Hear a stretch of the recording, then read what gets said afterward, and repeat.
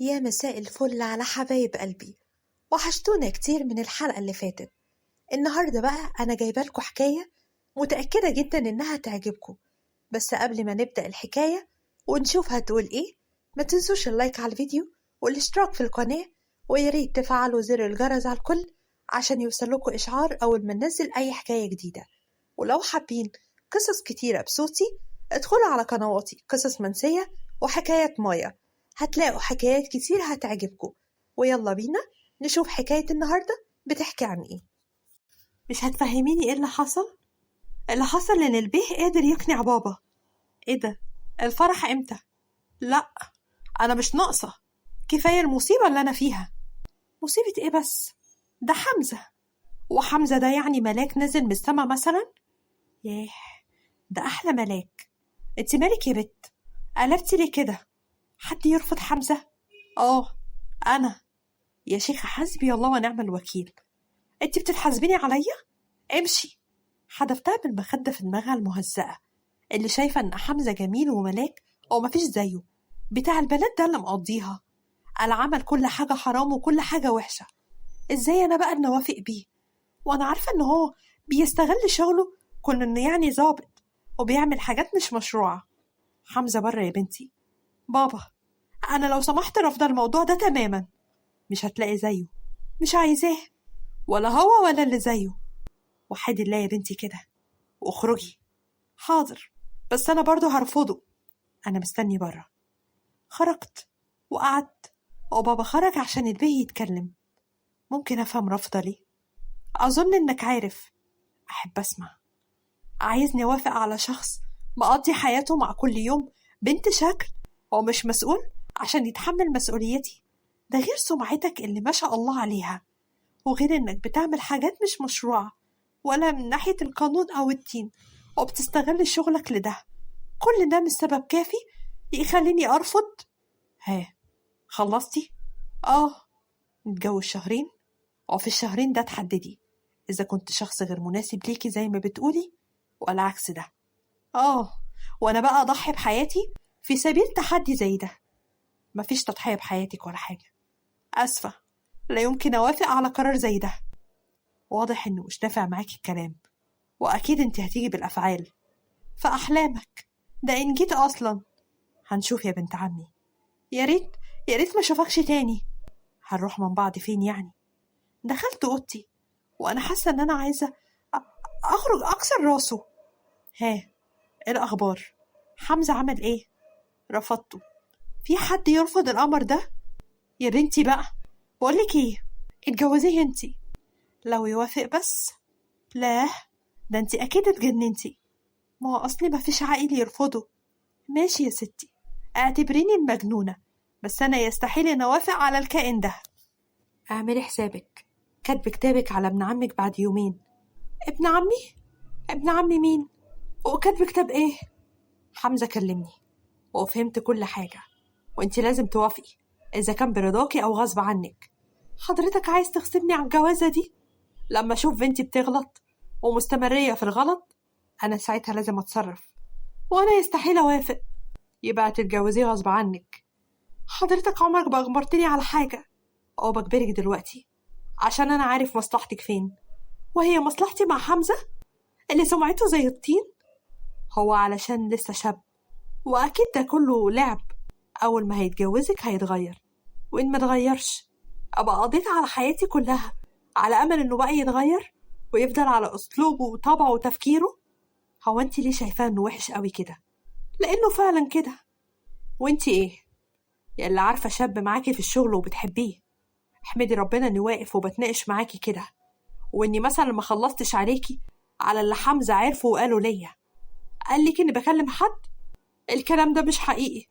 حمزه عمره ما يكذب عليا. لا، هو فعلا كذب عليك. انت لازم تشكريه عشان قال يتجوزك بعد ما عرف انك بتحب شخص وبتكلميه. هو بيقول كل ده عشان اوافق عليه. حضرتك ازاي تصدقه وما صدقهوش ليه؟ حمزة ظابط واكيد واثق من المعلومات دي، ولو كلامك صح مش هيقول على بنت عمه عشان يتجوزها غير كده. حضرتك مصدقه ومكدبني انا؟ انتهى النقاش، وانتي دلوقتي تجهزي نفسك عشان هيتكتب الكتاب. ساعتها تفكيري اتشل. ازاي يقولوا يعمل كده؟ ده أنا بنت عمك. ازاي يفكر التفكير ده عشان يخليني مراته في الآخر؟ بس أنا خلاص قررت إني أهرب من كل ده، وإني موافقش على الأمر الواقع، وإني أبقى زوجة لشخص زي ده. خرجت من البيت في نص الليل، هربت وسبت كل حاجة. سبت بابا اللي مش مصدقني وفاكر إن أنا بنت مش كويسة. هربت من حمزة وعمايله وشخصيته اللي الكل عايز يفرضها عليا ويخليني مجرد جارية سايبها في البيت تكون ملهاش قيمة في حياته، ويكون هو السيد المتحكم الوحيد اللي مسموح إنه يغلط ويعمل كل حاجة غلط، وأنا ما ينفعش أتكلم. فضلت ماشية وأنا عقلي بيقول كل ده، وبيقول إنه صح وإني ما ينفعش أكمل مع الشخص ده، لحد ما وصلت في مكان ضلمة. حسيت بحركة في المكان، اترعبت، بقيت بمشي بخوف وبحذر لحد ما سمعت الحركة دي صوتها بقى أقوى وإنها قريبة مني. فجأة لقيت حد شدني جامد، كنت هقع. لقيت إيد بتمسكني، بفتح عيني لقيت عيون زي الصقر بتبص ليا بكل حدة وغضب. أسئلة كتير، بس كان في جزء حلو يشد أي حد ليه، جزء فيه حنية ولين. انت بتعملي ايه في وقت زي ده هنا؟ كنت بهرب. بتهربي؟ ليه؟ ومن مين؟ قصدي كنت مروحة. ومروحة فين يعني؟ هو تحقيق؟ تحقيق، بما اني ظابط واني في مهمة في المكان ده وده خطر عليكي. انا همشي. تمشي فين؟ بقولك في مهمة في المكان ده. مهمة ازاي يعني؟ يعني قبض على مجرمين في قضية خطف وتجارة أعضاء. ايه؟ يا ربي، وطي صوتك، انتي مجنونة؟ أنا أسفة، بس عامل ايه أنا دلوقتي؟ هتفضلي معايا لحد ما المهمة تخلص وبعدين نشوف حكايتك ايه. ما ينفعش تعديني وامشي؟ هو كلب خايفة منه فعديكي؟ في هنا كلاب؟ يا رب، اللهم طولك يا روح. انتي تفضلي ساكتة خالص لحد ما المهمة دي تخلص على خير، ولو خلصت على شر أنا هيبقى مصيري ايه؟ لقيته طلع الآلة بتاعه وحطه في دماغي. كلمة كمان وهطيرلك البطيخة اللي جوه دي. هزيت دماغي بمعنى إني هسمع كلامه، وهو نزل الآلة دي سمعنا صوت ضرب نار.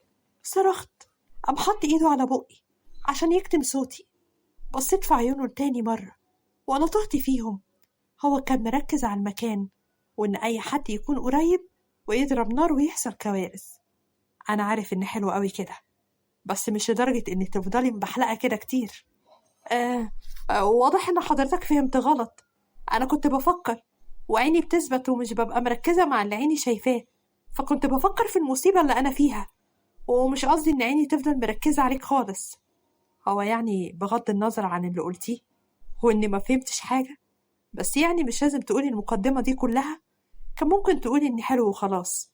هو مغرور؟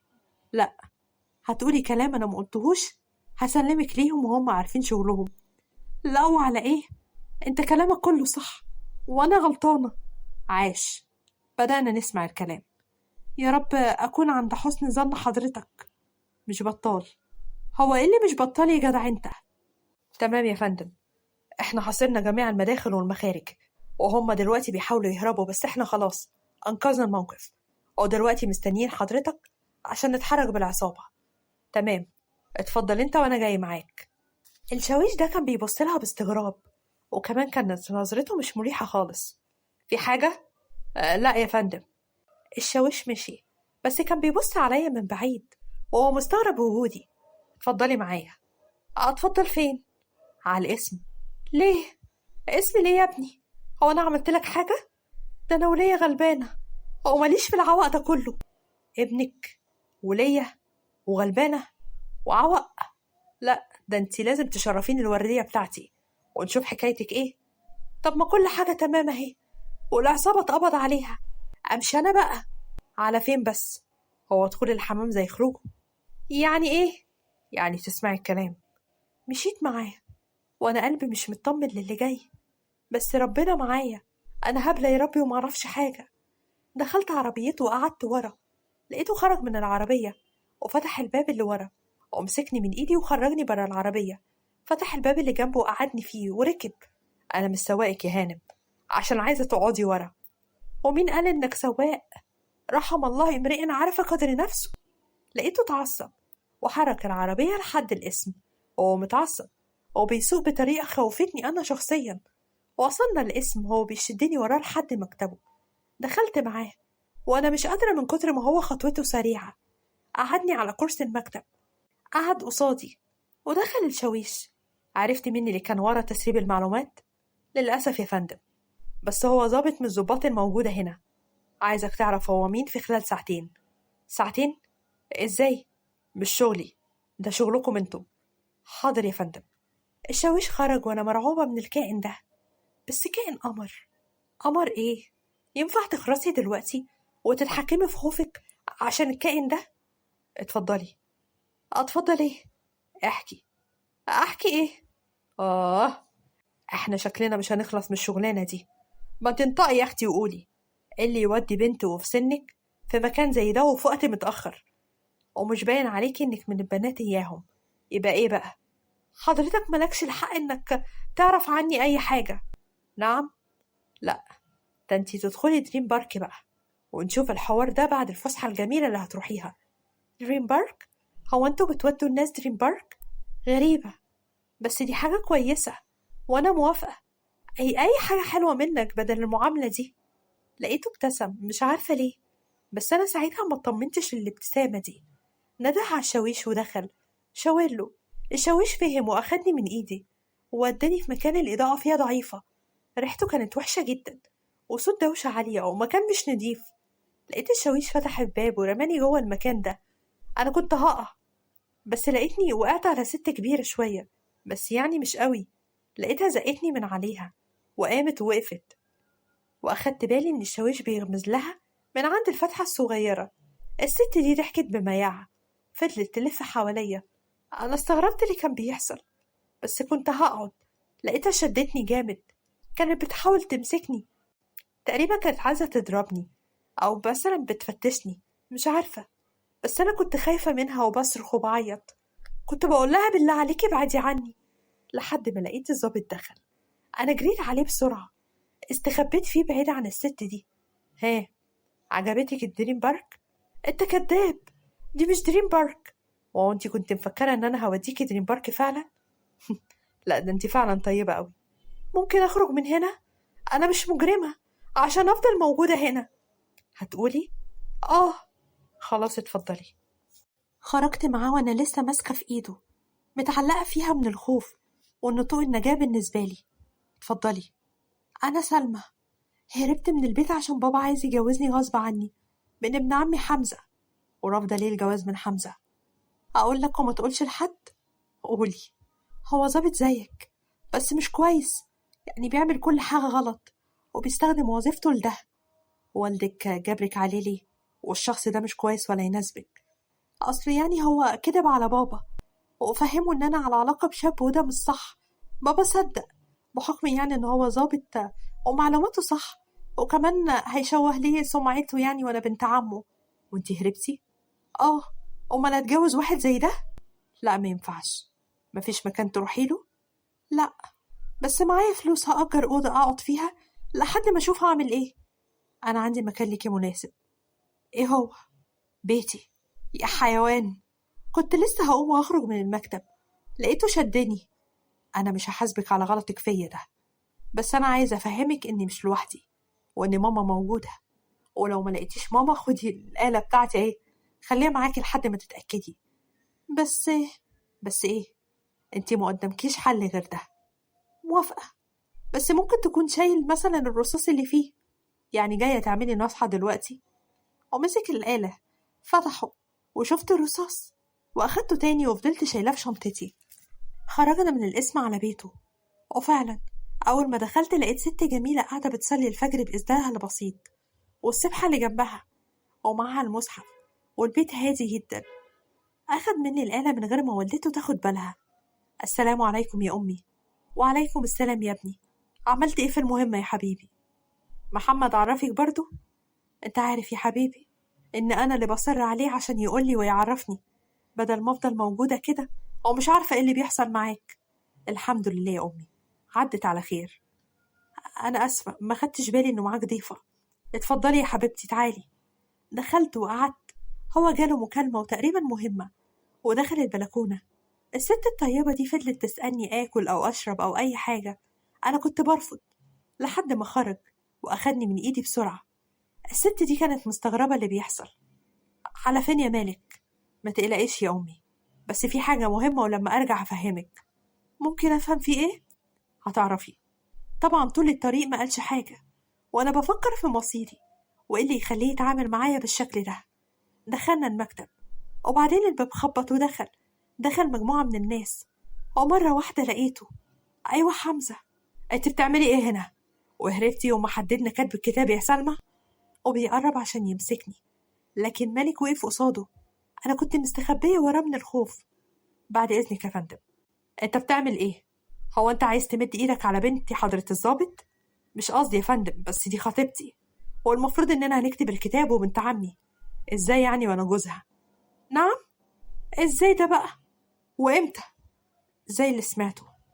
حضرتك أكيد بتقول كده عشان ما اضربهاش، بس أنا مش هضربها أكيد. يعني أنا بس عايز أفهم منها عملت لي كده. عشان مراتي. يعني إيه؟ يعني هي هربت واتجوزنا عشان أنت ما تتجوزهاش. إزاي تعملي كده؟ إزاي توطي راسنا في الطين؟ كان بيحاول إنه يتفادى مالك، لكن مالك أيد حركته عشان ما يوصلش ليا. اثبت مكانك يا أفندي، واعرف أنت واقف قدام مين وبتتكلم عن مرات مين. بس اتفضل ارجع مكانك عشان القضية. حمزة فضل متعصب ورجع وقف، ومالك قعد على مكتبه، قرب الكرسي التاني جنبه وقعدت عليه، وهو فضل متابع القضية. ولما الشاويش جه عشان ياخد المجرمين، وخد معاك حضرة الضابط حمزة. نعم؟ وده ليه بقى إن شاء الله؟ بتهم كتيرة يا حمزة. وتسمح يعني إني أقولك يا حمزة؟ عشان ما ينفعش أقولك يا حضرة الضابط، يعني خنت شغلك وخنت المهنة واللقب اللي ليه معاني كتيرة جدا من الرجولة والشهامة، وانت للأسف ما عندكش ولا صفة فيهم. لو سمحت، ممكن تلزم حدودك معايا؟ لقيت مالك اتعصب، فقد أعصابه وبقى صوته عالي. انت نسيت انت بتكلم مين؟ أنا الرائد مالك الشناوي. حضرتك أنا مش مجرم، أنا ضابط وهنا مع حضرتك، بس اكتشفنا إنك مجرم وخاين كمان، وبتتعامل مع العصابات عشان تقولهم على الخطة للقبض عليهم، وبيغيروا مواعيدهم وخططهم، وبيهربوا زي كل مرة، وكل ده بسببك انت. حضرتك مش عشان أخدت مراتي مني تبقى عايز تلبسني تهمة أنا ماليش يد فيها. مراتك حلوة، كلمة مراتك دي اللي بقت لبانة في بقك وكل شوية تقولها، وما سمعتش كلمة إنها بقت مراتي، مرات مالك الشناوي. تلزم حدودك وتعرف انت بتقول ايه. انت تمشي مع الشاويش ومن غير شوشرة عشان وقتك خلص.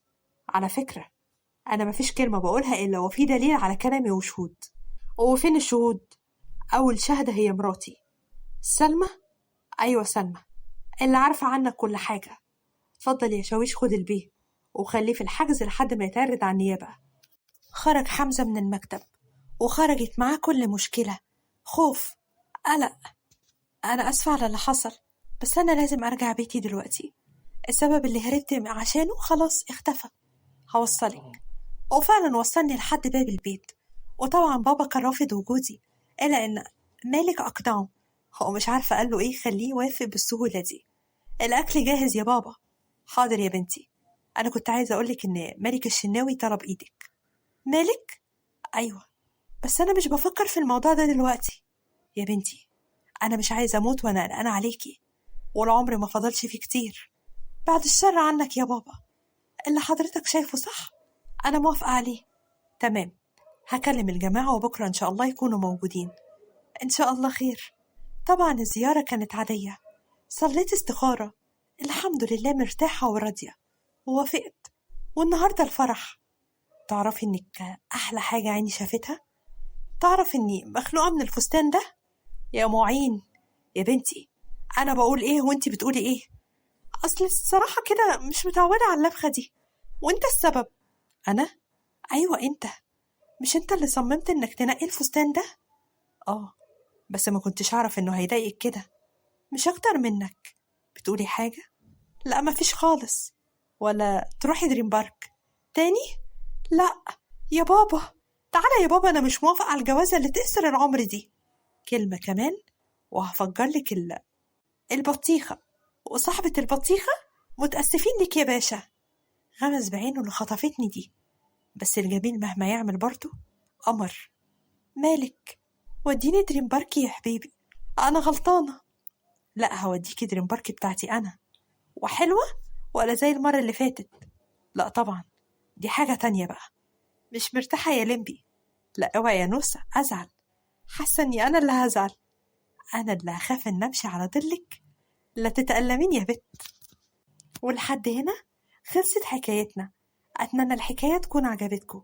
ما تنسوش اللايك على الفيديو والاشتراك في القناة. يا ريت تتأكدوا إنكم فاعلين الجرس على الكل عشان يوصلكوا إشعار أول ما ننزل الجديد.